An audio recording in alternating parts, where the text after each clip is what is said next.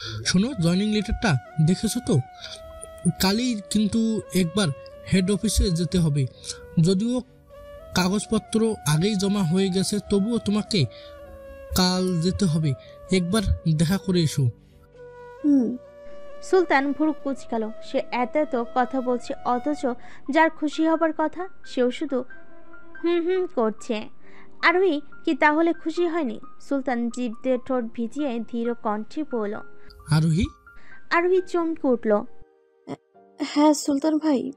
তুমি কি খুশি হওনি? আরোহী একটু হাসার চেষ্টা করে বলল, খুশি হব না কেন? কিছু একটা ভেবে। আচ্ছা সুলতান ভাই, তুমি হসপিটালে গিয়েছিলে? কি অবস্থা ওইদিকে? দরকার পড়লে পাহারা আরো কঠোর করবে, কেউ যেন ওদের ধারে কাছেও ঘেঁষতে না পারে। সুলতান হাসলো। এই জন্যই মেয়েটা সবার থেকে আলাদা। নিজের শরীরে নাই ঠিক এখনো উনি ওদের নিয়েই চিন্তা করছেন। বেশ অনেকবার সুলতান দেখেছে আরোহী মাথার যন্ত্রণায় কেমন ছটফট করতে, কিন্তু মুখ ফুটে কখনো কিছুই বলে না। বেশ কয়েকবার সুলতান বলেছে চেক আপ করাতে, কিন্তু তাও শুনতে নারাচ্ছে। ওরা ঠিক আছে আরোহী, তুমি চিন্তা করো না, এখন একটু ঘুমাও। তোমার শরীর খুব বেশি উইক, ঘুম প্রয়োজন তোমার। হঠাৎই দরজার নব ঘোরার শব্দে চকিত নজরে তাকালো সেদিকে।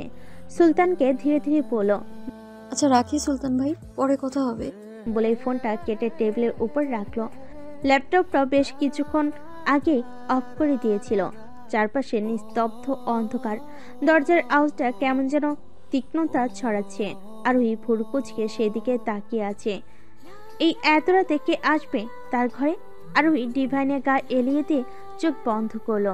ঠিক তখনই তার কানে ভেসে আসলো কারোর পায়ের আওয়াজ। অন্ধকারে কেউ ধীরে ধীরে রুমে প্রবেশ করলো। যদিও খুব ভালো দেখা যাচ্ছিল না, তবে কড়া পারফিউমের ঘ্রাণ জানান দিচ্ছে অজ্ঞাত ব্যক্তিটিকে। পদধ্বনিটা ধীরে ধীরে প্রকট হচ্ছে, যা আরোহী চোখ বন্ধ করেই বুঝতে পারছে। তার থেকে কয়েক ইঞ্চি দূরত্ব রেখে, অর্থাৎ শব্দটা থেমে যায়। কারণ নিঃশ্বাসটা আরোহীর চোখে মুখে আশ্রে পড়ছে। বোঝাই যাচ্ছে লোকটার মুখ তার মুখের ঠিক উপরে, খুব নিকটে। নিজের কপালে শীতল স্পর্শ পেয়ে খানিকটা কেঁপে উঠল আরোহী। ফট করে চোখের পাতা খুলতে গিয়েও যেন খুলল না। শীতল স্পর্শটা কপাল ছেড়ে ধীরে ঘাড়ের দিকে এগোতে কাট কাট কণ্ঠে বলে উঠল, আমার ঘুম কিন্তু আপনার সেন্স অফ হিউমারের থেকেও পাতলা ডক্টর। নিঃশব্দে হাওয়াই যেন কথাটা ঝঙ্কা তুলে চার দেওয়ালে ধাক্কা খেয়ে পুনরায় ফিরে আসলো। আরোহীর দেওয়া ইনডিরেক্ট খোঁচাটা ঠিক হজম হলো না আরুষে। তবে মুখে বাঁকা হাসি ফুটিয়ে ফিসফিসেই বলল, সেন্স অফ হিউমারের কথা জানি না, তবে বিয়ের প্রথম রাতকে যে বাসরাত বলে সেটা কিন্তু আরুশ খান খুব ভালো করে জানে, মিসেস আরুশ খান। আরবি খানিকটা থতমত খেয়ে গেল। এই ব্যাটাকে জব্দ করতে গিয়ে নিজেই যেন জব্দ হয়ে গেল। সামনে থেকে সরেন, উঠবো আমি। আরুষ আরোহীর দিকে আরো খানিকটা ঝুঁকে আরোহীর ওষ্ঠের উপর আঙ্গুল দিয়ে স্লাইড করতে করতে বলল, বিছানায় যেতে এত তাড়া কেন বউ? তবে ডিভানে থাকলেও আমার বিশেষ কোনো অসুবিধা হবে না। আরোহী অবুঝের মতো তাকিয়ে আছে আরুষের দিকে। কথাটা ভাবত ঠিক বুঝে উঠতে পারল না সে। আরোহীর অষ্ট দুটো ফাঁক করে দীর্ঘশ্বাস টেনে বলল, মানে কিসের অসুবিধা? আরুষ মুচকি হেসে সোজা হয়ে দাঁড়ালো। আর মোড়া ভাঙতে ভাঙতে বলল, আই মিন বাসর আর কি। ঘরে এমন একটা হট অ্যান্ড স্পাইসি বউ থাকতে কেউ কতদিন আর ভার্জিন থাকবে? প্রায় সেকেন্ড 5 কথাটা মনে মনে আওড়ে চোখ বড় বড় করে তাকালো আরোহী। লোকটা দিনকে দিন কেমন লাগাম ছাড়া হচ্ছে। আরোহী ফট করে উঠে বসলো। রাগী দৃষ্টিতে আরুষের দিকে তাকিয়ে বলল, আপনি এত রাতে আমার রুমে কি করেন আরুষ খান? আরুষ টেবিল থেকে এক গ্লাস পানি এনে ডিভাইনের চারপাশে ঢালতে ঢালতে বলল, এত সুন্দরী নরম তুলার মতো একটা বউ থাকতে আমি কেন ওই শক্ত পেট মোটা কোলবালিশ জড়িয়ে ঘুমাবো? হোয়াই? আরোহী চটজলদি টিফিন ছেড়ে দাঁড়ালো।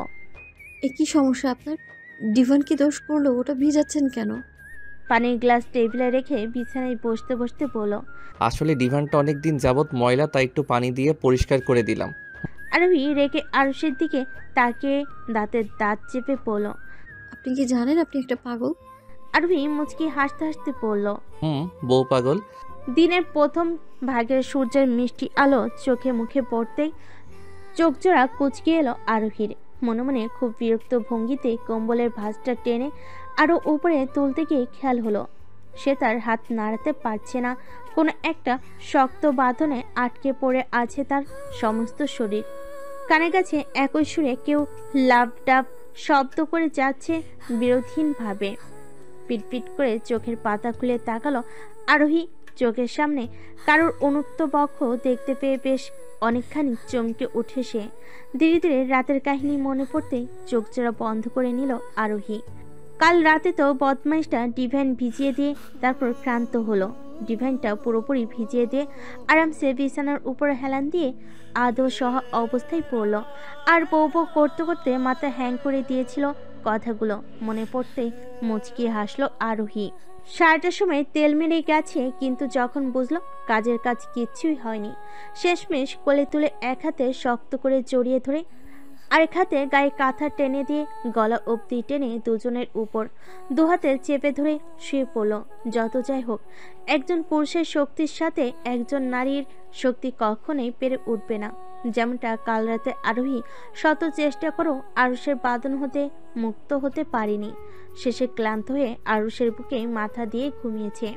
কতগুলো ভেবেই আরোহী চোখ খুলে তাকালো। ঘুমটা পুরোপুরি ভেঙে গেছে। দেয়াল ঘড়ির দিকে তাকিয়ে দেখে সবে সকাল 7টা।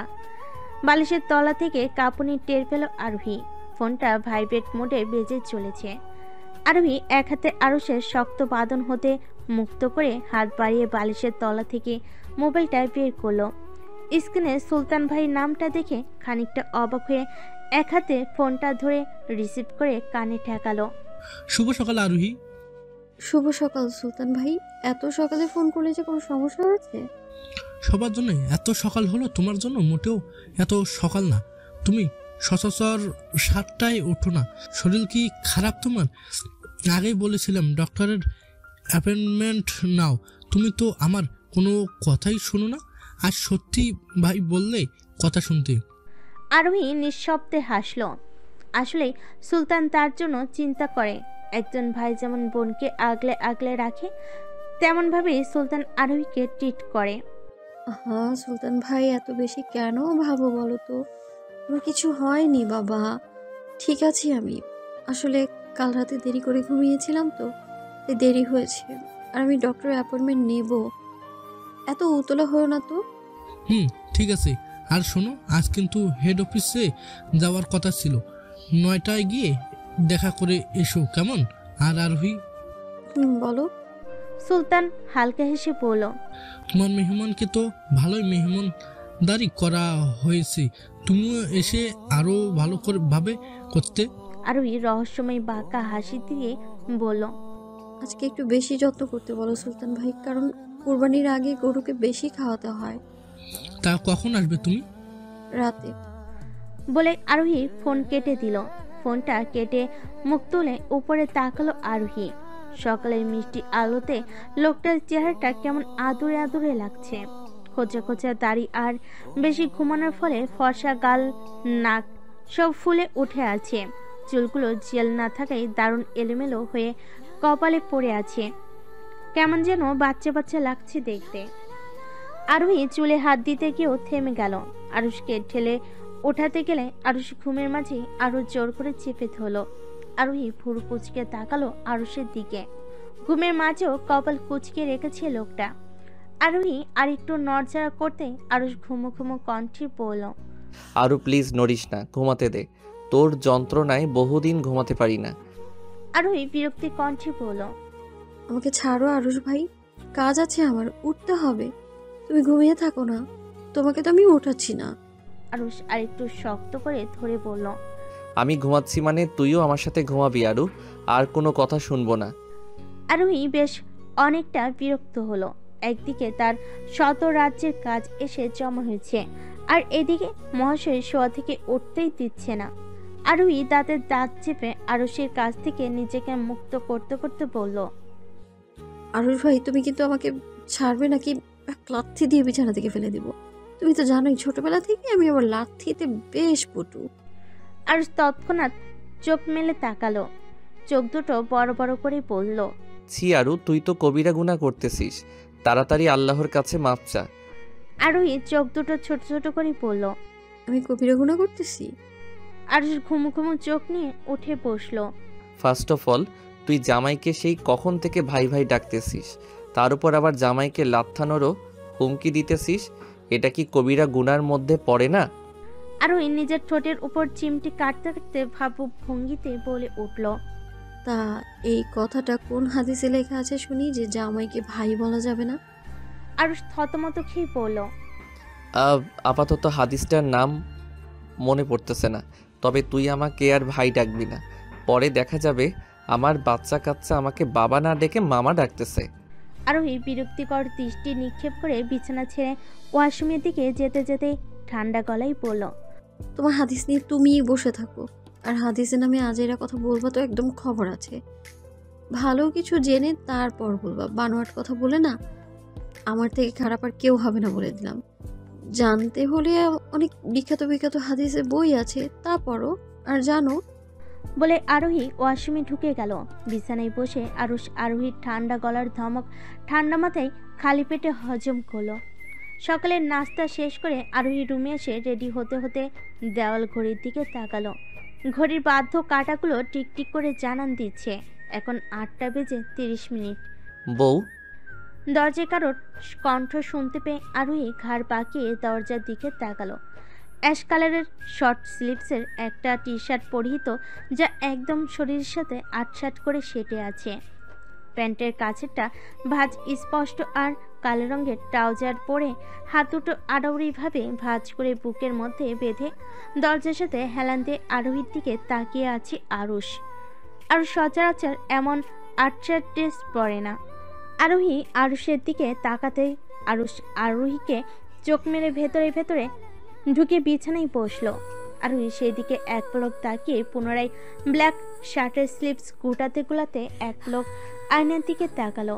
মুচকি হেসে বলল, এসব জোকার মার্কা কাজে আরোহী চৌধুরী ইমপ্রেস হবে না ডক্টর আরুষ খান। এসব পুরনো ট্রেন্ড, নতুন আর ইউনিক কিছু ট্রাই করেন, তাহলে যদি কিছু হয়।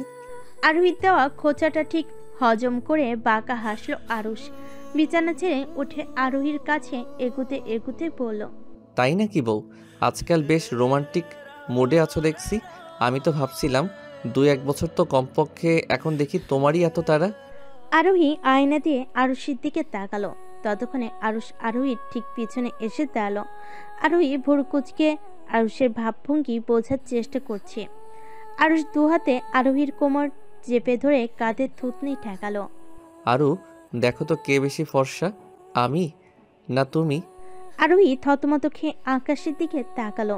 এই মুহূর্তে এই প্রশ্নটা মোটেও আশা করেনি সে, তবে বদমাইশের দ্বারা সব সম্ভব। আরোহী আয়নায় তাকিয়ে দেখে আরুষ মুচকি মুচকি হাসছে। আরোহী ভালোই বুঝতে পারছে আরুষ তাকে জ্বালানোর পায়তারা করছে বেশ ভালো রকমের। May I come in sir? Yes, come. Arohi ধীর পায়ে ভেতরে প্রবেশ করলো। একজন ইউনিফর্ম পরা পরিহিত পুরুষ ঠিক তার সামনে বসে আছে। মাথায় আধা পাকা চুল থাকলেও চোখে মুখে দারুণ তারুণ্য। বয়সটা ঠিক 40-45-এর মাঝামাঝি। আরোকে দেখে ঠোঁট এলিয়ে হাসলো। আরোহী Chowdhury, special force officer, I am right? আরোহী চোখে মুখে গম্ভীরতা বজায় রেখে ধীর কণ্ঠে বলল, yes sir. Please sit down. আরোহী লোকটার সামনে রাখা চেয়ারে বসলো। টেবিলের ওপর চোখ বোলাতেই নেমপ্লেট চোখে পড়ল আরোহীর। ঠোঁট জোড়া নাড়িয়ে একবার পড়ে ফেল নামটা, সোয়েব হাওলাদার। আরোহী চৌধুরী, তোমাকে ডেকে পাঠানোর আমার দুটো কারণ আছে। আরোহী চকিত নজরে তাকালো লোকটার দিকে। আরোহীর প্রশ্নাত্মক দৃষ্টি লক্ষ্য করে হাসলো লোকটা। গলাটা পরিষ্কার করে এক পলক আরোহীর দিকে তাকালো। মেয়েটা বয়সের তুলনায় অতিরিক্ত গম্ভীর আর অভিজ্ঞ। এই বয়সে এত সাফল্য সত্যি আশ্চর্যজনক। তোমার বিষয়ে সকল তথ্য আমার কাছে আছে আরোহী। এই অল্প বয়সেই তুমি প্রায় শতাধিক কেস হ্যান্ডেল করেছো, বিভিন্ন রিস্কি মিশনও কমপ্লিট করেছো, অনেকগুলো অপারেশনের লিড করেছো। এগুলো সত্যিই প্রশংসার যোগ্য। বিরক্ত লাগলো আরোহীর। তার কাজ সে কমপ্লিট করেছে, এতে এত প্রশংসা করার কি আছে?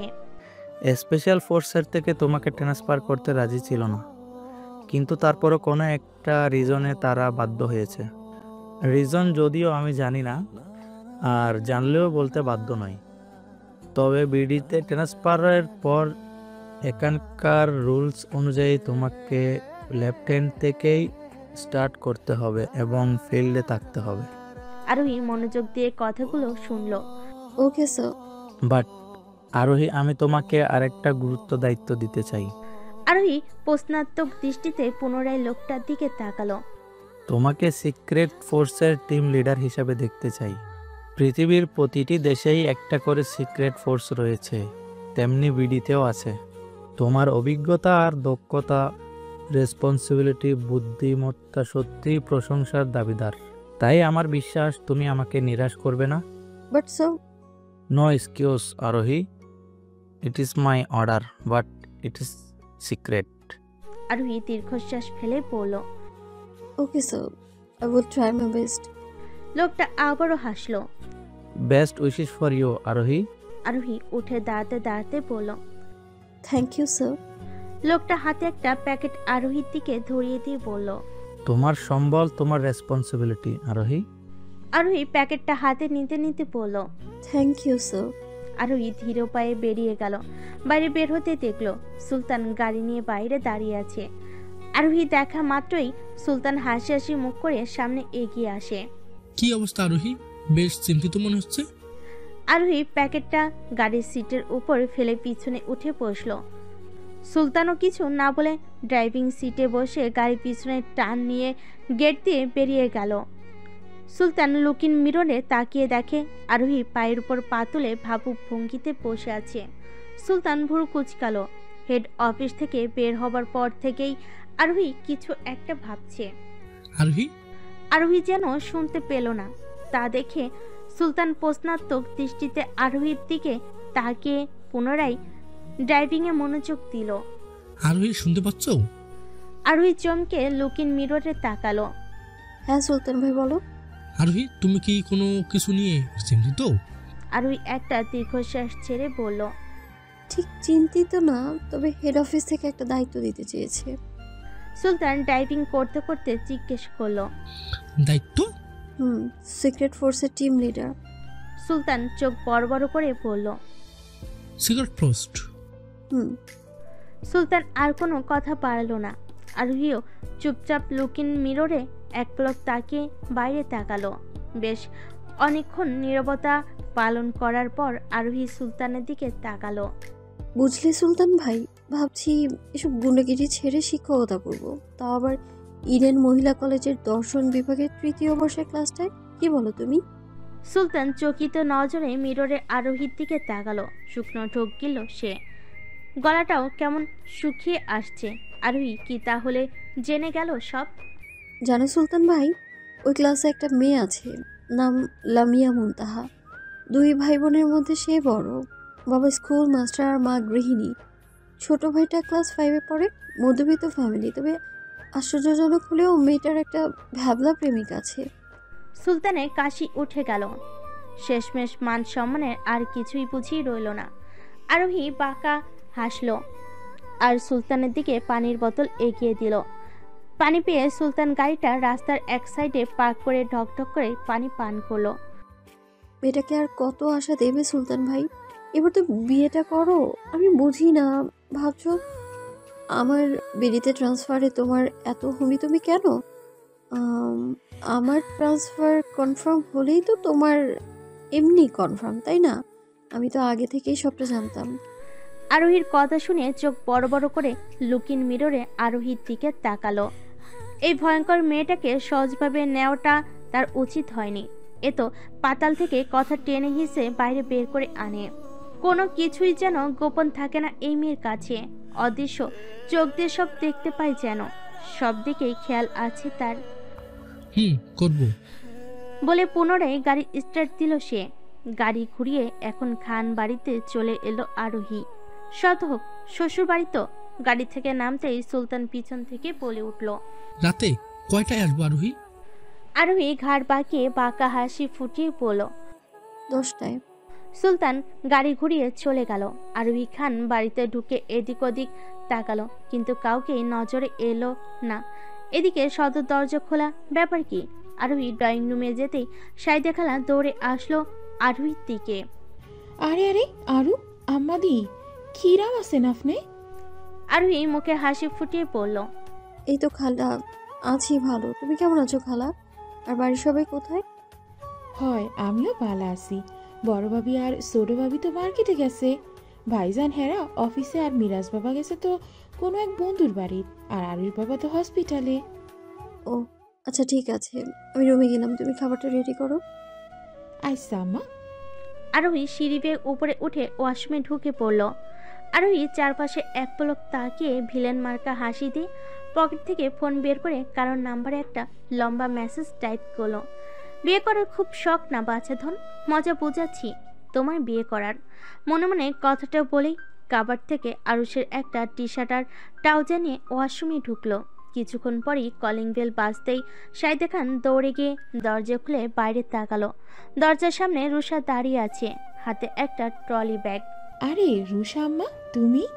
রুষা কিছু বলতে নিবে, পিছন থেকে কেউ বলে উঠল, খালা ওকে ভেতরে আসতে দাও, আমার জিনিসপত্র নিয়ে এসেছি।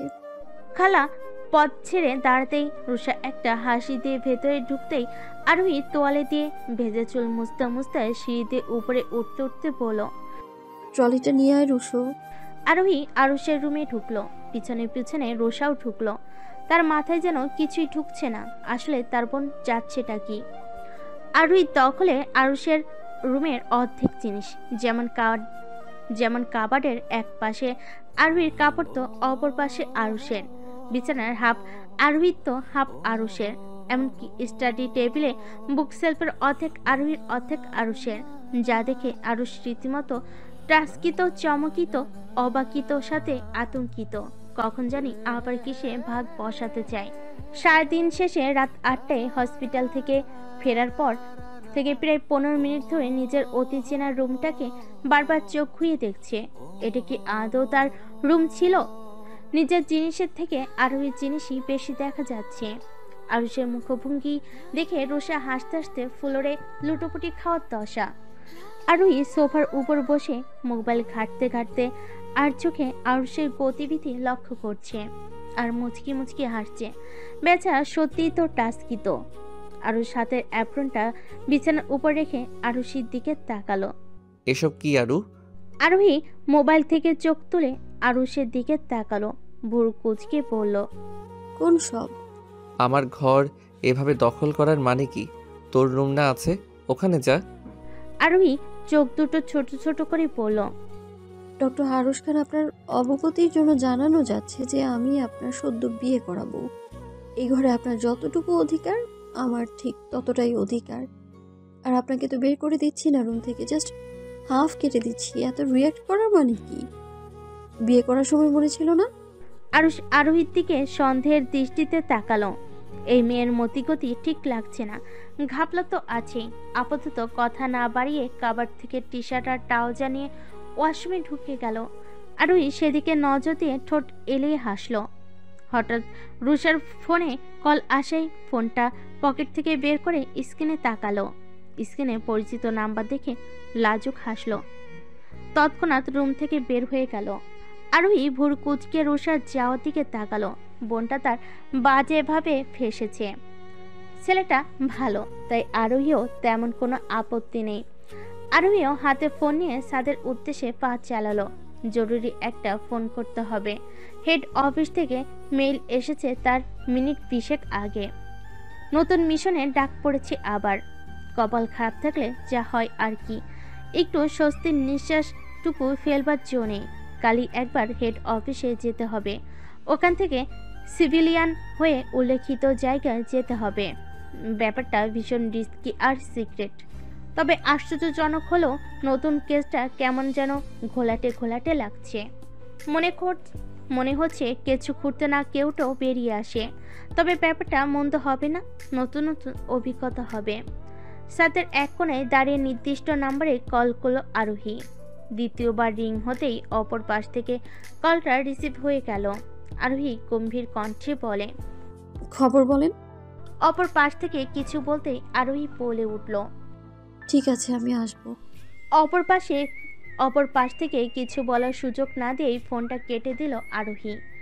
ফোনটা রেলিংয়ের উপর রেখে দূর আকাশে দৃষ্টি নিক্ষেপ করল। আকাশে নেই কোনো চন্দ্র কিংবা নক্ষত্র। মেঘেরাও হয়তো আজ ছুটি নিয়েছে। চারপাশ নিস্তব্ধ অন্ধকার, নেই কোনো বাতাসের ছিটে ফোটা। কেমন যেন ঘুমট ভাব। মোবাইলের ডিসপ্লেতে এক লোক সময়ের গণ্ডিটা দেখে নিল আরোহী। প্রায় 9টা, 10টায় সুলতান আসবে। কারোর হিসেব চুকাতে বের হতে হবে। হঠাৎই কড়া পারফিউমের ঘ্রাণে মুখরিত হলো চারপাশ। কারোর উপস্থিতি টের পেয়েও কিছু বলতে ইচ্ছে হলো না আরোহীর। নীরবতার পর্দা ছেদ করে আরুষি বলে, আরোহী সামনের দিকে কোমল দৃষ্টিতে তাকিয়ে জবাব দিল, কিছু বলবে তুমি? তুই কি আজও আমাকে ক্ষমা করতে পারিসনি? আরোহী ঘাড় ঘুরিয়ে এক পলক আরুষির দিকে তাকিয়ে পুনরায় সামনে তাকালো। তোমার এমন কেন মনে হচ্ছে? আমি কি তোমায় কিছু বলেছি? আরুষ কথা ঘুরালো। তুই যতটা কঠিনভাবে নিজেকে প্রকাশ করিস ততটাও কঠিন তুই না আরোহী। কেন এত গম্ভীর হয়ে থাকিস? জীবনের কোনো কথা তুই শেয়ার করিস না, সব কথা চেপে যাস। এভাবে কি আদৌ বাঁচা যায়? আরোহী মুচকি হাসলো। দিব্যি বেঁচে আছি। আরুষ দীর্ঘশ্বাস ফেলে আরোহীর কাজ ঘেঁষে বাহু টেনে মুখোমুখি দাঁড় করালো। শক্তপোক্ত হাত দুটো দিয়ে আরোহীর কোমল মুখখানে আঁচলে তুলে নিল। এভাবে বেঁচে থাকা যায়? তবে ভালো থাকা যায় না আরু। তোকে নিয়ে আমার ভয় হয় জানিস। যে আরুশ খান জীবনে কোনো কিছুর পরোয়া করতো না, ভয় কি জিনিস তা জানতো না, আজ সে আরুশ খানকে ভয় যেন আষ্টে পৃষ্ঠে ধরে থাকে। ভীষণ ভয় হয় আরু, শুধু তোকে হারাবার ভয়। একবার হারিয়ে ফিরে পেয়েছি, আর হারাতে চাই না। তোর কিছু হলে আমি সত্যি মরে যাব আরু, ট্রাস্ট মি আরু। আরোহী আলতো চোখে তাকালো আরুষের মুখের দিকে। অন্ধকারেও যেন স্পষ্ট দেখা যাচ্ছে শুভ্র মুখের আদল রক্তিম হয়ে উঠেছে, যেন একটু টোকা দিলে রক্ত বের হবে। চোখে তার আকুল তৃষ্ণা। আরোহী হাসল। আরোহীর হাসি দেখে আরুষ খানিকটা এগিয়ে গেল আরোহীর কপালে উষ্ণ স্পর্শে ওষ্ঠ দুটো চেপে ধরে সেকেন্ড কয়েক থেকে কপালে কপাল ঠেকিয়ে দীর্ঘশ্বাস ফেল। ধীর কণ্ঠে বলল, কথা শুনিস না কেন আরোহী? তোর পেশা নিয়ে আমার কোনো আপত্তি নেই, তবে তুই all time risky mission handle করিস। কখনো লাইফ রিস্কে কাজ করিস, নিজের প্রতি একটু মায়া হয় না তোর? এত পাষাণ কেন তুই? আরোহী আলতো হাসলো। কিছু হবে না আমার। এত টেনশন করো কেন বলো তো? তুমি তুমি না ডক্টর? তুমি জানো না টেনশন করা শরীরের জন্য কতটা ক্ষতি?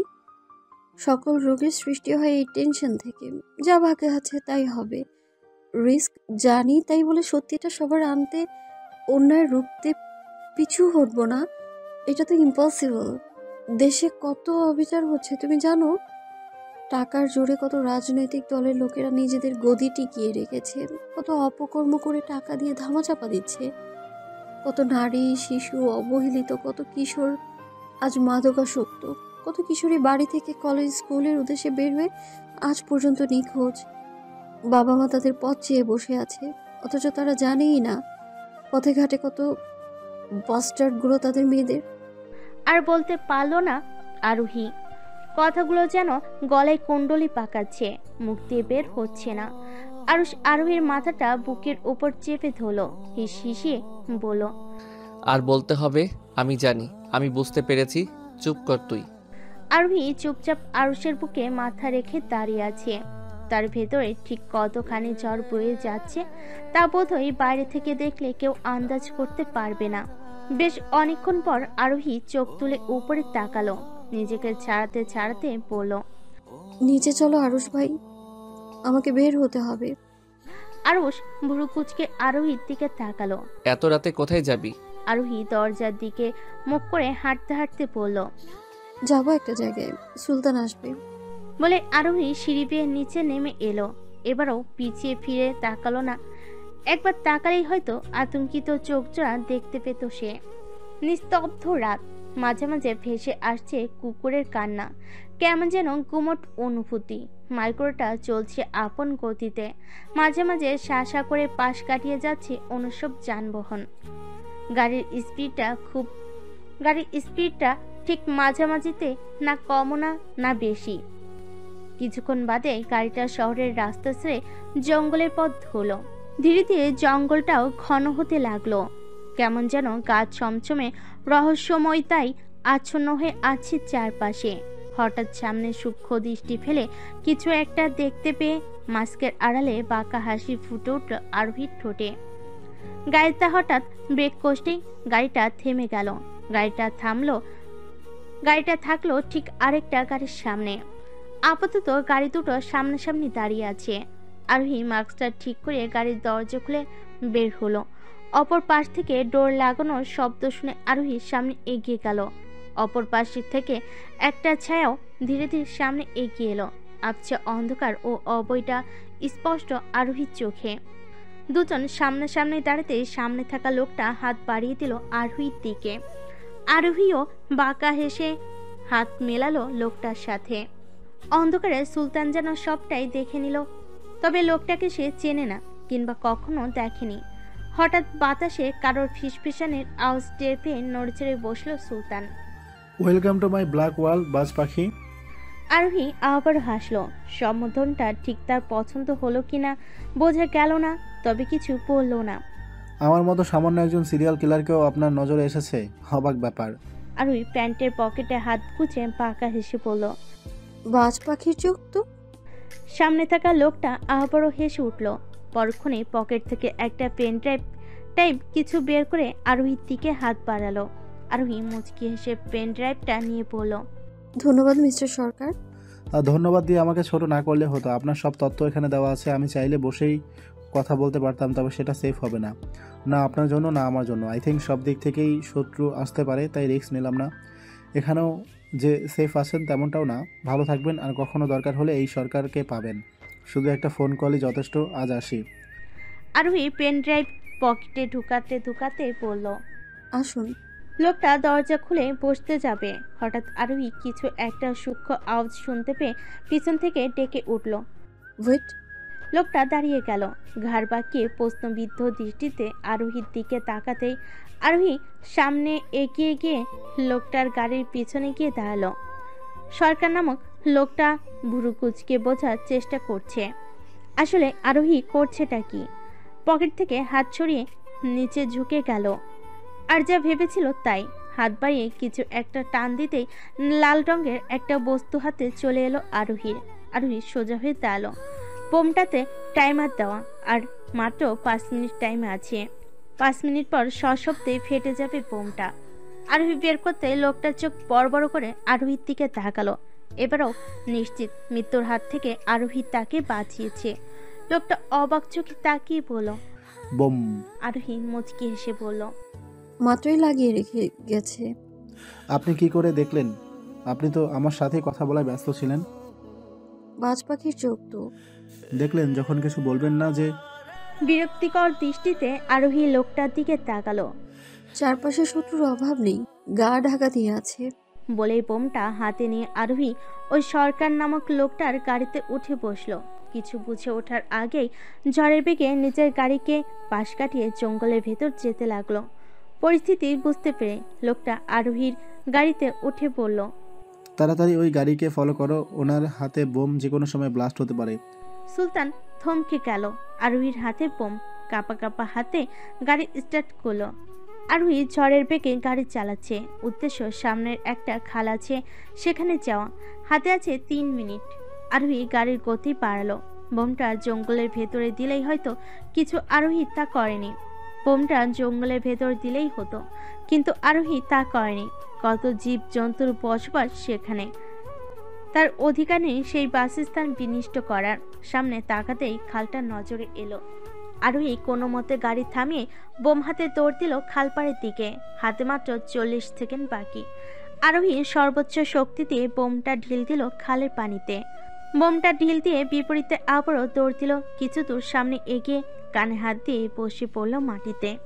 প্রায় সেকেন্ড কয়েক পরেই বিকট শব্দে ব্লাস্ট হলো বোম। আরোহী দীর্ঘশ্বাস ছেড়ে উঠে দাঁড়ালো। ততক্ষণে তার গাড়ি এসে পড়েছে। সুলতানকে দৌড়ে আসতে দেখে আবারও হাসলো আরোহী। টেনশনে মনে হয় ঘাম বের হয়ে গেছে সুলতানের। আরোহী মুচকি হেসে সুলতানের দিকে এগুলো। সুলতান আরোহীর সামনে এসে আপদ মস্তক দেখতে দেখতে বলল, কোথাও লাগেনি তো? মরিনি। সুলতান দাঁতের দাঁত চেপে বলল।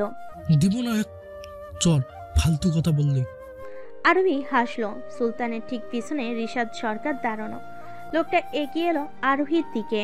আপনি আজ আবারও আমাকে ঋণী করে দিলেন। সময় হোক, আপনার মতো সিরিয়াল কিলারদেরও আমার দরকার পড়বে। সেদিন না হয় ঋণটা পরিশোধ করে দিন। এখন আপাতত এখান থেকে যান। জায়গাটা মোটেও আপনার জন্য সেফ না। শত্রুরা আমাকে মারতে এসেছে, এখনো ওত পেতে আছে। আপনি যান, নয়তো আমাকে না পেলে আপনাকেও মেরে ফেলবে। দেখা হবে আবার। লোকটা বিদায় নিয়ে চলে গেল। আরোহী সতর্ক দৃষ্টিতে চারপাশে তাকালো। পাতার মরমরে আওয়াজটা এখনো আছে, তার মানে আশপাশে অনেকেই আছে। তারা কিসের অপেক্ষা করছে আরোহী বুঝতে পারছে না, তবে যে কোনো সময় আক্রমণ করতে পারে এটা নিশ্চিত। আরোহী সুলতানকে ইশারা করলো মাইক্রোতে গিয়ে বসতে। সুলতান এক পলক চারিদিকে সতর্ক দৃষ্টি নিক্ষেপ করে গাড়ির ড্রাইভিং সিটে গিয়ে বসলো। আরোহী চারপাশে এক পলক তাকিয়ে কোমর থেকে গোল্ডেন রঙের রিভলভার বের করে নল উঁচু করে শূন্যে শুট করে দৌড়ে গাড়িতে গিয়ে বসলো। সুলতান ভাই, কুইক! সুলতান তৎক্ষণাৎ গাড়ি স্টার্ট করে ছুট লাগালো। শত্রুদের এই জিনিসটা আরোহী ভীষণ বিরক্ত লাগে। আক্রমণ তো করবে, তবে পিছন থেকে কাপুরুষের মতো। হিম্মত থাকে তো সামনে থেকে আক্রমণ কর, না সেটা করবে না। কিছু দূর যেতেই পিছনে কয়েকটা বাইকের আওয়াজ শুনতে পেল। আরোহী সাইড মিরর দিয়ে এক পলক দেখে নিল বাইকগুলো। সব মিলিয়ে 6টা বাইক, আর 3টাতে 2 জন করে। সামনে হয়তো আরও আছে। আরোহী বুঝলো তাদের সাথে শক্তি দিয়ে কখনই সে পেরে উঠবে না। তাই দরকার পড়লে পরিমাপকৃত জটিল বুদ্ধি কিছু একটা ভাবতেই আরোহী গাড়ির সিটে গা এলিয়ে দিয়ে বাঁকা হাসলো। ওরা যদি ডালে ডালে চলে, তবে আরোহী চৌধুরীও চলে পাতায় পাতায়। ওরা যদি হয় বুন ওল, আরোহী চৌধুরী তো বাঘা তেঁতুল। ওদের মাস্টারমাইন্ড এখনো আরোহী চৌধুরীকে ঠিকভাবে চিনতেই পারেনি। একা একা হাঁটছো যে, হঠাৎ কিছু মনে হলো নাকি? আরোহীর দৃষ্টি বাইরে থেকে সরিয়ে লুকিং মিরর দিয়ে সুলতানের দিকে তাকালো। তার মুখে তো মাস্ক লাগানো, তবে সুলতান বুঝলো কি করে সে হাসছে। কি ভাবছো? আমি বুঝলাম কি করে তুমি হাসছো। এটাই ভাবছো তো আমি তোমার ভাই হই আরোহী। তুমি হাসলে যে চোখ দুটো ছোট ছোট হয়ে যায়, সেটা মেবি তুমিও খেয়াল করনি। আরোহী মুচকি হেসে মাস্কটা ঠিক করে সাইড মিরর দিয়ে পেছনে তাকালো। বাইকগুলো এখনো পিছু পিছু আসছে, তবে আজগুলো তার আক্রমণ করছে না। তবে যে কোনো সময় যে কোনো অ্যাঙ্গেল থেকে আক্রমণ করতে পারে। পেছনে কিছু বাইক আমাদের গাড়িটা ফলো করছে সুলতান ভাই। তুমি কিন্তু আমি না বলা পর্যন্ত গাড়ি থামাবে না, আর ফার্স্টও করবে না, তাহলে ওরা বুঝে যাবে। সুলতান চকিত নজরে সাইড মিররে তাকালো, পুনরায় ড্রাইভে মন দিল। আসলে পিছন থেকে কিছু বাইক ফলো করছে। সুলতান হাসলো। আরোহী আসলেই সব কিছুতে অ্যাডভান্স। ড্রাইভ তো করছে, তাহলে এসব খবর তো তার কাছেই থাকার কথা ছিল। কিন্তু সুলতান তো এটা খেয়াল করেনি। সুলতান খেয়াল না করলেও আরোহী ঠিকই দেখতে পেয়েছে। সুলতান সেদিকে ধ্যান না দিয়ে একমনে ড্রাইভ করতে লাগলো, যেন কিছুই হয়নি। আরোহী কোমর থেকে গোল্ডেন রঙের রিভলভারটা বের করে বুলেট চেক করে রিভলভারটা স্টার্ট করলো। হঠাৎ পিছন থেকে কাঁচ ভাঙার শব্দে আরোহী চেঁচিয়ে উঠে বলল, হেড ডাউন সুলতান ভাই, ওরা আক্রমণ শুরু করেছে, অ্যান্ড রাইট ফাস্ট। সুলতান আরোহীর কথা মতো মাথা নুয়ে স্পিডটা বাড়িয়ে দিল। আরোহী গাড়ির ভেতরে লাইট অফ করে পিছনে ঘুরল।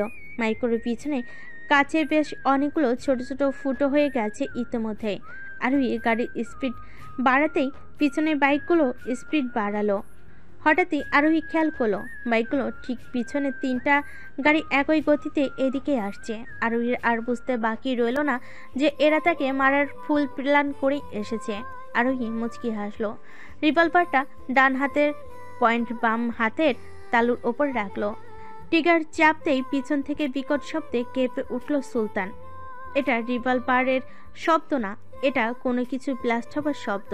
সুলতান গাড়ির গতি কমালো। ধীরে ধীরে থেমে গেল গাড়িটা। পিছন ঘুরে তাকালো সে। আরোহী ঠিক আগের মতোই পায়ের উপর পা তুলে আরামসে মোবাইল ঘাটছে, যেন কিছুই হয়নি। সুলতান ঘাড় বাঁকিয়ে পিছনে নজর দিল। সব কয়টা গাড়ি রাস্তার উপর উল্টে পড়ে আছে। 3টে মাইক্রো থেকে একটা খুব বাজে রকম ভাবে ছিটকে পড়ার আগুন ধরে গেছে। বাকিগুলোর অবস্থাও শোচনীয়। সুলতান চোখ বড় বড় করে আরোহীর দিকে তাকালো। বুলেট ছুড়ছো? আরোহী মোবাইলের দৃষ্টি রেখেই চোখ ছোট ছোট করে উত্তর দিল। আওয়াজ শুনলাম না যে। সাইলেন্সার লাগানো। সুলতান কথা বাড়ালো না, লুকিং মিররে এক পলক আরোহীর দিকে তাকিয়ে পুনরায় ড্রাইভে মন দিল। রাত যখন প্রায় 12টার কাছাকাছি, সুলতান প্রায় মিনিট 20 আগে জঙ্গলের রাস্তা ছেড়ে মেইন সড়কে উঠেছে। গাড়ি প্রথমে থামলো হসপিটালের সামনে। আরোহী গাড়ির কাছ নামিয়ে বাইরে দৃষ্টি পাত করতে হোটেল নামটা নজর কাড়ল প্রথমে। পকেট মোবাইলটা ভাইব্রেট মোডে বেজে উঠল তখনই। আরোহী এক পলক বাইরে তাকিয়ে পকেট থেকে ফোন বের করলো। হ্যাঁ আরুষ ভাই বলো। জামাইকে ভাই ডাকিস, লজ্জা থাকা উচিত তোর। আরোহী ভুরু কুঁচকালো, অতঃপর এত রাতে কি এটা বলার জন্য ফোন করেছো? যদি মনে করে থাকো তাহলে রাখছি আমি। অপরদিকে আরুষ মাত্রই অপারেশন থিয়েটার থেকে অপারেশন শেষ করে কেবিনে বসলো। রাতের 9টার দিকে হঠাৎ ফোনে জরুরি তলব করা হয়েছে তাকে। একটা বাস অ্যাক্সিডেন্টে বেশ মানুষ আহত হয়েছে। মাথায় আঘাত, বুকে আঘাত পেয়েছে তুলনামূলক বেশি। তার উপর ইমার্জেন্সি হার্ট অ্যাটাক রোগী। হার্ট যেহেতু সেন্সিটিভ জিনিস, অগত্যা তাকে আসতে হলো। টানা 3 ঘন্টা অপারেশন সফলভাবে শেষ করে হাত মুখ ধুয়ে কেবিনে বসেই মাথায় আরোহীর চিন্তা এসে ভর করলো। তাই আর কাল বিলম্ব না করেই ফটাফট ফোন করে বসলো। কি হলো, কথা বলছো না যে? আরোহী জানালার পর্দা খুলে থাইটা সরিয়ে দিতেই মৃদু ঠান্ডা বাতাস ছুঁয়ে দিল তার শরীরে। আরুষ ঠান্ডা গলায় ধীরে ধীরে বলল, মিস করছি তোকে। আরোহী চুপ করে গেল। বেশ কিছুক্ষণ নীরবতা পালন করার পর আরোহী বলল, তোমার সাথে আমার দেখা হয়েছে 3 ঘন্টাও হয়নি আরুষ ভাই। ভালোবাসার মানুষকে অনুভব করার জন্য যুগ যুগ সময় দরকার হয় না, 1 সেকেন্ডের দূরত্বই অনেক কিছু। সে অনুযায়ী তোকে আমি লাস্ট 3 ঘন্টা আগে দেখেছি। আরোহী মুচকি হাসল। জীবনে কোন যুক্তি দিয়ে আমি তোমার সাথে পেরে উঠেছি নাকি? এখন বলো কি করতে পারি আমি তোমার জন্য? তোকে দেখব, তোকে একটুখানি ছুঁয়ে দিব, এই ব্যাস। কি নিঃসংকোচ আবদার। আরোহী ঠোঁট এলিয়ে হাসল। কে বলবে আরোহীর অপর পাশে বাচ্চা বাচ্চা কথাগুলো বলা, বাচ্চা বাচ্চা আবদার করা মানুষটা ঢাকার একজন নামি দামি কার্ডিওলজিস্ট। তা আমি যদি এখন সামনে থাকতাম কি করতে শুনি? যেটা সম্ভব না সেটা বলিস না তো আরু, তুই তোর কাজ নিয়েই থাক। আরোহী ঠোঁট কামড়ে পড়ল। হ্যাঁ বলো তো শুনি। কি করতাম, তোকে সামনে বসিয়ে রেখে চোখের তৃষ্ণা মেটাতাম আর টুকুস করে চুমু দিয়ে শুকনো ঠোঁটটা ভেজাতাম। আরোহী হাঁটতে হাঁটতে ঠোঁট কামড়ে হাসল। দিনে দিনে তুমি বড্ড পাজি হয়ে যাচ্ছ আরুষ ভাই। নীলজতার সীমা অতিক্রম করে ফেলেছো। সেটা কি ঘুণাক্ষরেও বুঝতে পারছো তুমি? আরুষ নিঃশব্দে হাসল। হ্যাঁ সেই, আমি তো নির্লজ্জ, আর আল্লাহ তো সব লজ্জা তোরেই দিছে। এবার কিন্তু বেশি হয়ে যাচ্ছে। আমি আসলে কিন্তু খবর আছে আরুষ ভাই। করবিটা কি তুই আমার? আর এখন তুই হসপিটালে আসবি, দিবা স্বপ্ন আমি দেখি না। তাই নাকি ডক্টর আরুষ খান? পিছন থেকে চেনা পরিচিত কণ্ঠ শুনতে পেয়ে কান থেকে মোবাইল নামিয়ে পিছনে ঘুরে তাকালো আরুষ। আরোহী পকেটে হাত দিয়ে তার দিকে ভুরু বাঁকিয়ে তাকিয়ে আছে। আরোহী তর্জনী দিয়ে ভুরু চুলকাতে চুলকাতে ভিতরে ঢুকলো। আরুষ অবাক চোখে তাকিয়ে আছে আরোহীর দিকে। তুই এই সময় হসপিটালে? আরোহী মুচকি হেসে এগিয়ে আসলো। তুমি না বললা মিস করছিলে, তাই তো চলে এলাম। আরুষ ভুরু কুচকে আরোহীর দিকে এগিয়ে গেল। ঘাস কেটে ডাক্তার হইনি বুঝলি। আরোহী চৌধুরী যে বিনা রিজনে কোথাও যায় না সেটা আমি ভালো করেই জানি। তা ফটাফট বলে ফেল।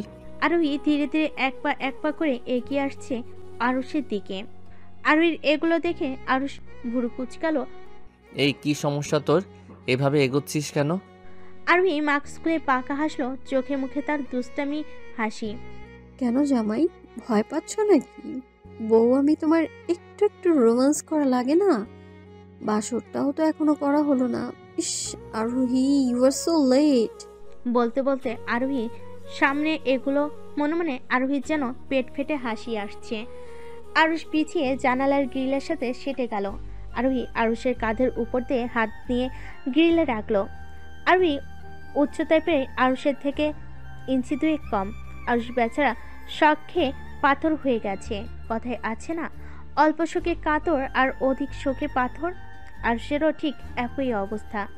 আরোহী আরুষের দাড়ি ভর্তি গালের উপর তর্জনী চালিয়ে কানের কাছে ফিসফিস করে বলল, ভয় নেই, বাসর এখন করব না, বাসায় গিয়ে তারপর। আর এখানে আমি রোগী দেখতে আসছি, ডক্টর না। আরোহী সরে এসে ভুরু নাচিয়ে আরুষের দিকে তাকালো। আরুষ কেমন যেন অদ্ভুত নজরে তাকিয়ে আছে।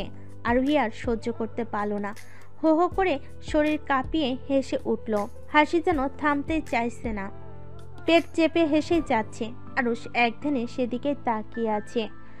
অন্ধকার চারিপাশে বেরঙ্গা আর রংচটা চার দেওয়ালের জানালা বিহীন ঘর থেকে থেকে তীব্র গঙ্গানের আওয়াজ আসছে। মৃত্যুর প্রহর গুনছে কেউ হয়তো। কেমন আছো ফুল? অপরিচিত কারোর কণ্ঠ শুনতে পেয়ে চকিতে নজর কেবিনের দরজার দিকে তাকালো মেয়েটা। চোখে মুখে উৎকণ্ঠা তার। অবাক চোখে তাকিয়ে আছে সে আরোহীর মুখের দিকে। আরোহী মুচকি এসে পকেটে হাত গুজে ভেতরে প্রবেশ করলো। পুরো ওয়ার্ড জুড়ে নিরাপত্তা বাহিনী নিয়োগ করা হয়েছে। নিরাপত্তার কোনো ত্রুটি রাখেনি আরোহী। এখনো মেন কালপিট ধরা পড়েনি। এটাই ভাববার বিষয়। বেশ তীক্ষ্ণ বুদ্ধি লোকটার, কোনোভাবেই কোনো কুলুসে রাখছে না। পাক্কা খেলোয়াড়। কেবিনের মধ্যে দুজন নার্স রয়েছে। আরোহী মুচকি এসে মেয়েটার কাছে গিয়ে দাঁড়ালো। কি হলো বললে না তো? আগে থেকে বেটার ফিল করছো তো, নাকি কোনো সমস্যা হচ্ছে? মেয়েটা চুপচাপ আরোহীকে দেখতে লাগলো। ভুরু কুচকে পাশে থাকা নার্সের দিকে তাকাতে নার্স কিছু একটা ইশারা করতেই মেয়েটা তৎক্ষণাৎ উঠে আরোহীর পেট বরাবর জড়িয়ে ধরে ফুপিয়ে কেঁদে উঠল। আরোহী প্রথমে হকচকিয়ে উঠে নিজেকে সামলে মেয়েটার মাথায় হাত রাখলো। বোকা মেয়ে, কাঁদছো কেন? তোমার পরিবারে কে তো খবর দেয়া হয়নি, ঠিকানা বলতে পারবে? মেয়েটাও তখন ফুপিয়ে ফুপিয়ে কেঁদে যাচ্ছে। আরোহী মেয়েটাকে নিজের কাছ থেকে ছাড়িয়ে মেয়েটার সামনে বসলো। মেয়েটা মাথা নুয়ে ফুপিয়ে কেঁদে যাচ্ছে। আরোহী মেয়েটার মুখ আজলে তুলল, আদুরে কণ্ঠে বলল, কি হয়েছে ফুল? পরিবারের কথা মনে পড়ছে? মেয়েটা মাথা দুই দিকে নাড়িয়ে না করলো। আরোহী অবাক হয়ে তাকিয়ে বলল, তাহলে কি মায়ের কথা মনে পড়ছে? মেয়েটা এবারও মানা করলো। আরোহী কিছু একটা ভেবে বলল, তোমার পরিবার নেই? মেয়েটা মাথা নেড়ে না করলো। আরোহী দীর্ঘশ্বাস ছেড়ে বলল, তাহলে কোথায় থাকতে তুমি? মেয়েটার ভেজে ভেজে চোখ তুলে আরোহীর দিকে তাকালো। কেমন মায়া ভরা দৃষ্টি তার, ডাগর ডাগর আঁখি। ডাগর ডাগর আঁখিতে কেমন মায়াময় দৃষ্টিতে আরোহীর দিকে তাকিয়ে আছে। এই এতিমখানায়। আরোহী মেয়েটার মাথা নিজের কাছে এনে কপালে একটা চুমু এঁকে দিয়ে বলল, তোমার নাম কি ফুলবানো? মেয়েটা কাপা কাপা কণ্ঠে বলল, প্রীতি আহমেদ। আরোহী মুচকি হেসে মাথায় হাত বুলিয়ে দিয়ে বলল, তোমার মতো তোমার নামটাও ভীষণ মিষ্টি, কিন্তু আমি তোমাকে ফুল ডাকবো। মেয়েটা ভেজা চোখে তাকিয়ে হাসলো। শোনো ফুল, আমি তোমার বড়, তাই আমাকে আপু বলেই ডাকবে, কেমন? মেয়েটা মাথা হেলিয়ে সায় জানালো। এখন বোন ভেবে আমাকে কিছু প্রশ্নের উত্তর দিবে, কেমন? একদম ভয় পাবে না, এখানে সব সিকিউরিটি দ্বারা পরিচালিত, কেউ তোমার কোনো ক্ষতি করতে পারবে না। তুমি নির্বিঘ্নে আমায় সবটা বলতে পারো। মেয়েটা মাথা হেলিয়ে সায় জানালো। আরোহী আসন পেতে বসে জিভ দিয়ে ঠোঁট ভিজিয়ে বলল, তুমি কি ছোট থেকেই এতিমখানায় থাকো? মেয়েটা কান্না ভেজা কণ্ঠে বলল, জন্মের পর মা বাবাকে দেখিনি আমি। চোখ খুলে আমার পৃথিবী হিসেবে এই এতিমখানায় দেখেছি। তোমার এতিমখানাটা ঠিক কোথায়? জাবেদপুর উপজেলা করাইখাল গ্রাম। আরোহী চমকে উঠে মেয়েটার দিকে তাকিয়ে বলল, আর ইউ শিওর জায়গাটা যাদবপুর? জি, আমার গ্রাম। তুমি ঠিক কতদিন ওদের হাতে বন্দি ছিলে, আর তোমাকে ধরে নিল কি করে? মেয়েটা আরোহীর কথা শুনে ঠোঁট ভিজিয়ে বলতে লাগলো, আমাদের গ্রামটা ভীষণ শান্ত প্রিয় ছিল। গ্রামে কখনো অনাচার হতো না, মেয়েরা নির্বিঘ্নে চলাফেরা করতো। কিন্তু হঠাৎ করে শুনতে পেলাম পাশের গ্রামে নাকি দুটো মেয়ে নিখোঁজ, কোথাও তাদের হদিশ পাওয়া গেল না। তো সপ্তাহ খানিক ঠিক ছিল, আবার 3টে মেয়ে 1 মাস পর পাওয়া যাচ্ছে না। সপ্তাহ 15 দিন পর পর মেয়ে নিখোঁজ হয়ে যাচ্ছে। পুরো গ্রাম তখন ভীতি ছড়িয়ে পড়েছে। রাত বিরাতে কি দিনের বেলাও মেয়েরা বাইরে বের হতো না। এইটুকু বলে মেয়েটা থামলো। বেডের পাশে রাখা টেবিলটা থেকে পানির গ্লাসটা নিয়ে ঢকঢক করে পানি পান করে গলাটা ভিজিয়ে বলল, আমাদের শান্ত গ্রামটা হঠাৎ অশান্ত হয়ে গেল, যেন হুট করে কালবৈশাখী বাদজ্বর এসে লন্ডভন্ড করে দিয়ে গেল আমাদের প্রিয় গ্রামটাকে। পুলিশ অনেক তদন্ত করলো, কিন্তু একটা কিছু তারা বের করতে পারলো না। অথচ দিনের পর দিন মেয়েরা হাওয়া হয়ে যাচ্ছে, কেউ কিছু করতে পারছে না। আমার কি মনে হয় জানেন আপু, ওই খচ্চর পুলিশগুলোও মনে হয় ওই খারাপ লোকগুলোর কাছ থেকে টাকা খেয়েছে, তাই তারা কিছু বের করতে পারছে না। বলতে বলতে মেয়েটার গলার স্বর ভারী হয়ে উঠল। রাগে ফুঁসে উঠছে মেয়েটা। আরোহী ভোর কোচকে জিজ্ঞেস করলো, কেন তোমার এমন কেন মনে হলো যে পুলিশ ঘুষ খেয়েছে? মেয়েটা কাট কাট কণ্ঠে বলল, কেন মনে হবে না বলুন তো আপু? আমাদের গ্রামে যখন কুদৃষ্টিটা ছড়িয়ে পড়লো পুলিশের কাছে, যখন গিয়ে ডায়েরি করার জন্য, কিন্তু পুলিশ কোনো কথাই শুনলো না, দূর দূর করে তাড়িয়ে দিল থানা থেকে। আরোহী দীর্ঘশ্বাস ফেল। তারপর তোমাকে কি করে ধরলো? আর কতদিন ছিলে? দিনটা নভেম্বরের 28 তারিখ। হালকা ঠান্ডা বাতাস ছিল সেদিন বাহিরে। আমার কিছু প্রয়োজনে বাজারে এসেছিলাম। বাজারটা এতিমখানা থেকে বেশি একটা দূরে ছিল না। জিনিসপত্র কেনা শেষ হলে এতিমখানায় ফেরার পথে একটা বুড়োর মতো লোক হাতে অনেক ভারী বোঝা এসে আমাকে কাঁপা কাঁপা কণ্ঠে বলল তার বোঝাটা একটু এগিয়ে দিতে। বেশ মায়া হলো লোকটার জন্য। তার হাত থেকে বোঝাটা নিয়ে এগিয়ে দিতে গেলাম লোকটার পিছু পিছু। আমাদের গ্রামের পশ্চিম দিকে অনেকটা জঙ্গলের মতো। অবাক করার বিষয় হলো লোকটা আমাকে সেই দিকে নিয়ে গেল। আমার বোকা মন তখনও কোনো বিপদের আশঙ্কা করেনি। লোকটা হঠাৎ দাঁড়িয়ে আমাকে একটা পুরাতন বটগাছের নিচে দাঁড়াতে বলে কোথাও একটা গেল। বেশ অনেকক্ষণ হয়ে গেল। যখন লোকটার কোনো হদিশ পাচ্ছিলাম না, তখন মনের মধ্যে ভয়ের আনাগোনা শুরু হলো। বলে মেয়েটা আবার থামল। আরোহী আগ্রহী চোখে তাকিয়ে আছে মেয়েটার মুখ পানে। আরোহী কেন যেন মনে হচ্ছে মেয়েটা ভীষণ সাহসী আর শক্ত ধাঁচে। ঠোঁট ভিজিয়ে আবারও বলতে শুরু করলো মেয়েটা। হঠাৎ পিছন থেকে কারো পদশব্দ শুনতে পেয়ে আমি সতর্ক হয়ে চারপাশে দৃষ্টি দিয়ে তাকালাম। পিছনে তাকাতে গিয়েও পারলাম না। পিছন থেকে কেউ মুখে কাপড় চেপে ধরলো। ধীরে ধীরে নিস্তেজ হয়ে গেল আমার সমস্ত শরীর। খসে পড়লো বোঝাটা, হাত থেকে খসে পড়লো বোঝাটা।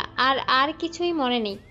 যখন চোখ খুললাম তখন নিজেকে আর কিছু মেয়ে এক অন্ধকার রুমে বন্দি অবস্থায় পেলাম। আরোহী নড়চড়ে বসলো। তোমাদের উপর অত্যাচার করতো? কারণে অকারণে। আরোহী পকেট থেকে ফোন বের করে গ্যালারি ঘেটে একটা ছবি বের করে মেয়েটার সামনে রাখলো। দেখো তো এই লোকটাকে চেনো কিনা? মেয়েটা চোখ দুটো ছোট ছোট করে পড়ল। হ্যাঁ, ওই লোকটাই ছিল। কি যেন নাম? কিছু একটা ভেবে পড়ল। ও হ্যাঁ, মনে পড়েছে, সাজিদ। আরোহী মাথা নাড়িয়ে সায় জানালো। মেয়েটার কান্না পুরোপুরিভাবে থেমে গেছে। তবে আপু, একটা জিনিস আমি ঢের বুঝতে পেরেছি। আমাদের মতো মেয়ে পাচারের সাজিদ ছিল শুধু তদারকার। তাদের কন্ট্রোল করেছে অন্য কেউ। মানে? এই সাজিদ লোকটা কলে অন্য কাউকে বস বলে ডাকতো, আর ওই পাশের লোকটা তাকে নির্দেশনা দিত। কখনো দেখেছো? না আপু। আরোহী ভাবনার মধ্যেই ছোট্ট করে বলল। ও। আরোহী উঠে দাঁড়ালো। আমাকে যেতে হবে বোন, আবার দেখা হবে, ভয় পেও না। মেয়েটা মুচকি এসে মাথা নাড়ালো। কাঠের দরজায় ক্যাচ শব্দ হয়। চমকে উঠল সাজিদ খন্দকার। এই নিকশ কালো অন্ধকার রজনীতে চারপাশটা কেমন ভূতের ভূতের ঠেকছে। পুরো ঘর অন্ধকারাচ্ছন্ন। শরীরে তার বিন্দু পরিমাণ শক্তি অবশিষ্ট নেই। মোটা কাঠের চেয়ারে হাত পা শক্ত করে বাঁধা। আজ দুদিন সূর্যের আলো শরীরে পড়েনি তার। খাবারের অভাবে শরীরটা কেমন নেতিয়ে গেছে তার। বলিষ্ঠ দেহে যেন মরুভূমির মতো শূন্যতা দেখা দিয়েছে। চোখগুলো ঘোলাটে ঘোলাটে লাগছে। মাঝরাত হয়, আচমকা দরজার শব্দে বিকট শোনা গেল। একটা মোমবাতি হাতে প্রবেশ করলো কেউ। ঘোলাটে চোখে সেদিকে তাকিয়ে আছে সাজিদ। কাছাকাছি আসতে একটা নারী অবৈ দেখে বুঝতে পারল এটা আরোহী ছাড়া আর কেউ নাই। তবে আরোহীর চেহারা তার কাছে ঘোলাটে। সমস্ত শরীর ব্যথায় জ্বলে যাচ্ছে তার। দেখে বোঝা যাচ্ছে বেশ আদর যত্ন করে মেহমানদারি করেছে আরোহীর লোকেরা। সাজিদের এমন অবস্থা দেখে বাঁকা হাসলো আরোহী। ঘাড় কাত করে এক পলক আপদমস্তক দেখে নিল সাজিদের। খানিক দূরে মোমবাতিটা রেখে সাজিদের সামনে রাখা চেয়ারে পা তুলে বসল সে। সাজিদ ধীরে ধীরে মাথা তুলে আরোহীকে দেখার চেষ্টা চালালো, কিন্তু সব কিছুই যেন তার কাছে ঘোলাটে আর অস্পষ্ট। দেখতে পেল না আরোহীকে। আরোহী আরোহী হাসলো। বলুন মিস্টার খন্দকার। কথা বলার অবস্থায় নেই সে, তবুও চেষ্টা করে বলল, আমাকে যেতে দাও আরোহী। আরোহী বাঁকা হেসে সামনের দিকে খানিকটা ঝুঁকে ফিসফিসিয়ে বলল, যেতে কিভাবে দিই বলুন তো? ফুলের মতো নিষ্পাপ মেয়েদের যখন কষ্ট দিতেন তখন তারাও কত কাতর কণ্ঠে ছেড়ে দেওয়ার কথা বলতো, কিন্তু শুনেছেন আপনি? শুনেননি তো? তে আজ আমি আরোহীও শুনবো না। নেতিয়ে যাওয়া কণ্ঠে বলে উঠল। মুক্তি দাও আমায়। আরোহী কিছু একটা ভেবে বলল, ওকে, মুক্তি দেব আপনাকে, চিরজীবনের জন্য মুক্তি দেব, শুধু আমার একটা প্রশ্নের উত্তর সঠিক দিলে। আরোহীর কথায় সাজিদ অবাক দৃষ্টিতে আরোহীর দিকে তাকালো। কি প্রশ্ন? আমি জানি আসল মাস্টার মাইন্ড আপনি নন। আসল মাস্টার মাইন্ডকে সেটা স্বীকারোক্তি দিয়ে দিন আপনি। সাজিদ খন্দকার ভয়ে গলার খানিকটা কেঁপে কেঁপে ওঠা খুব কষ্ট করে বলল। তোমাকে আমি চিনি না। আরোহীর জল শক্ত হয়ে উঠল। আপনি জানেন মিস্টার সাজিদ খন্দকার? আপনি খুব ভালো করেই জানেন লোকটা কে। সাজিদ খন্দকার বারবার মাথা ডানে বামে নাড়তে নাড়তে পিপি করে বলল, আমি সত্যি জানি না সে কে। আরোহী ফুঁসে উঠে টেবিলে থাপা দিয়ে সাজিদ খন্দকারের বসে থাকা টেবিলের ওপর দুই হাত রেখে খানিকটা ঝুঁকে হিসিয়ে বলল, আপনি বলবেন কি বলবেন না? Yes or no? Sajid Khandakar দুর্বল চিত্রে কেঁপে উঠল, সাহস সঞ্চয় করে বলল, বিশ্বাস করো আরোহী, আমি সত্যিই জানি না উনি কে, কোথা থেকে, শুধু কথা হয়তো ওনার সাথে। আরোহী ঘাড় কাত করে সাজিদ খন্দকারের দিকে তাকালো। বর্তমানে আরোহীকে দেখে সাইকোদের মতো লাগছে। ঘাড় কাত করে বাঁকা হাসি হাসলো আরোহী। নাম্বার নেই? আরোহী ঠান্ডা গলার স্বরে শুনতে পেল শুকনো ঢোক গিল সাজিদ খন্দকার। সবসময় আলাদা আলাদা নাম্বার থেকে কল আসতো, কথা বলে রেখো, দেওয়ার পর সাথে সাথে কল ব্যাক করলেই নাম্বার বন্ধ বলতো। আমি কখনোই সামনাসামনি দেখিনি, শুধু কণ্ঠে শুনতে পেয়েছি। আরোহী দুহাতে নিজের ঘাড় বাঁকা করে সাজিদ খন্দকারের দিকে তাকালো। মনে হচ্ছে না সে মিথ্যা বলছে, তবে প্রাপ্য শাস্তি তো তার পেতেই হবে। আরোহী পুনরায় টেবিলের কাছে গেল। ফার্স্ট এইড বক্স রাখা, তার থেকে হ্যান্ড গ্লাভস পরে ধারালো ছুরি, কাঁচি আরও কিছু সরঞ্জাম হাতে নিয়ে বাঁকা হাসলো। আজ পর্যন্ত কোনো খুন সে নিজের হাতে করেনি, তবে আস্থা পূর্ণ করবে তাই তো সাথে কাউকে আনেনি। কিছু একটা ভেবে রেখে দিল সব। আরোহীর চোখ দুটো ছোট ছোট করে এক বোতল পানি হাতে নিয়ে সাজিদের দিকে এগুলো। মুখে পানির স্পর্শ পেতেই চোখ দুটো খিচে বন্ধ করে নিয়ে সাজিদ খন্দকার। চোখটা কেমন জ্বালা করছে তার, শরীরটা ভীষণ জ্বলছে, ধীরে ধীরে জ্বলন ফোসকায় রূপ নিচ্ছে। সাজিদ চিৎকার করতে পারছে না, গলা দিয়ে স্বর আটকে আসছে, গলা কাটা মুরগির মতো ছটফট করছে। কিন্তু তা দেখে আরোহীর কোনো ভাবাবেগ হলো না। বাঁকা হেসে তার এই কাটানোর দৃশ্য উপভোগ করতে লাগলো। এই মুহূর্তে আরোহীকে কোনো সাইকো সিরিয়াল কিলার থেকে কম কিছু মনে হচ্ছে না। সাজিদ আবছা দৃষ্টিতে তাকালো আরোহীর দিকে। একটা মেয়ে কতটা নিষ্ঠুর হলে এতটা ভয়ঙ্কর দৃশ্য দেখে হাসতে পারে সাজিদের জানা নেই। দেখতে দেখতে সাজিদের সমস্ত শরীর কালো কালো ফোসকায় পূর্ণ হয়ে গেল। কেমন ভয়ঙ্কর দৃশ্য তা! গায়ে শুভ্র রংটা কালচে হয়ে বিদঘুটে দেখাচ্ছে। আরোহী মুচকি হেসে সাজিদের সামনে বসে পড়ল। সাজিদ খন্দকার বিড়বিড় করতে করতে ভুরু কুঁচকে সামনে ঝুঁকলো সে। মেরে ফেলো আমায়, এভাবে বাঁচা যায় না, আমি বাঁচতে চাই না, মেরে ফেলো আমায়, মেরে ফেলো। আরোহী হু হা করে হাঁটতে লাগলো, যেন সাজিদ কোনো জোকস শুনিয়েছে। এমন হাড় হিম করা পরিবেশে আরোহীর হাসিটা কেমন অদ্ভুতরে লাগলো। শরীরের সমস্ত লোমকূপ কাঁটা দিয়ে উঠল সাজিদের। তার কাছে মনে হচ্ছে না আরোহী কোনো সুস্থ মেয়ে। কোনো সুস্থ মেয়ে কখনো এমন ভয়ঙ্কর কাজ তো দূরের কথা, শুনলো ভয়ে হাড় কাঁপবে তার। তুই কি ভেবেছিস মেরে ফেলবো আমি তোকে? আরে গবেট, আমি কি তোর মতো বোকা নাকি? মরলে তো সবই শেষ। তোকে তো আমি মারবো না। যে মরে যায় সে তো বেঁচে যায়, আর যে বেঁচে থেকেও মরে যায় সে তো সেকেন্ডে সেকেন্ডে মরে। সাজিদ মাথা নিচু করে খিঁচুনি দিয়ে আছে, তার অঙ্গ তার ঝলসে যাচ্ছে। কি মিশিয়েছে আরোহী সেই পানিতে? অ্যাসিড নাকি অন্য কিছু? আরোহী উঠে দাঁড়ালো, হাত দিয়ে হ্যান্ড গ্লাভস খুলে ছুঁড়ে ফেলো মেঝেতে। ভেবেছিলাম তো কেটে কেটে অ্যাসিড লাগাবো, কিন্তু ডিসিশন চেঞ্জ। জাস্ট ট্রায়াল দিলাম। তোর বসকে পেলে দুটোকেই একসাথে জ্যান্ত কবর দিব, মাইন্ড ইট। বলে পকেটে হাত দিয়ে শীষ বাজাতে বাজাতে বেরিয়ে গেল রুম থেকে। আসবো নাকি আরোহী? আরোহী মাত্রই ফ্রেশ হয়ে বিছানায় বসলো। বেশ ক্লান্ত লাগছে শরীরটা। কয়েকদিন যাবৎ শরীরটা একটু বেশি খারাপ। ডাক্তারের অ্যাপয়েন্টমেন্ট এবার না নিলেই নয়। আরোহী দরজার দিকে তাকালো।